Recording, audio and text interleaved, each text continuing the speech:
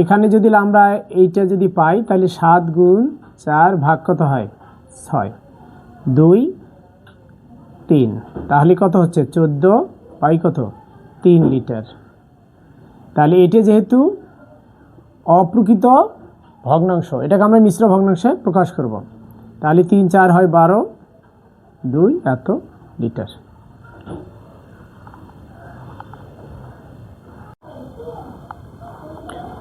আহমদের কাছে 4 কেজি তেল আছে। 1 লিটার তেলের ওজন 7 ভাগের 6 ভাগ কেজি হলে তার কাছে কত লিটার তেল আছে?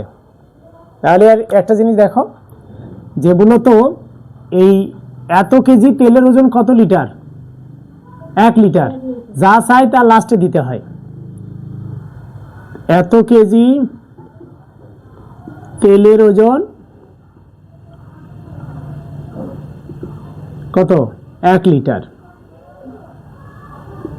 তাহলে 1 কেজি তেলের ওজন কত হবে? ভাগ হবে। তাহলে ভাগ যখন হয়, দেখো এটা যখন ভাগ হয় তখন এই ভাগ তো আর এইভাবে করা যায় না, লব হরের কাছে যায়, হর কি হয় লবের কাছে চলে আসে, মানে ঠিক এই ভগ্নাংশটার কি হয় বিপরীত ভগ্নাংশ হয়। তাহলে আমরা বিপরীত ভগ্নাংশটা করব। 7 উপরে দেব, 6 নিচে আসবে। আচ্ছা কত কেজি? 4 কেজি তেল।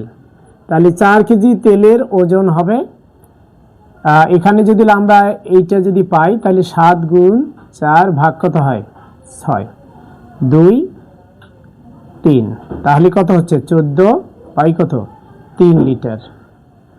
তাহলে এটা যেহেতু অপ্রকৃত ভগ্নাংশ, এটাকে আমরা মিশ্র ভগ্নাংশে প্রকাশ করব।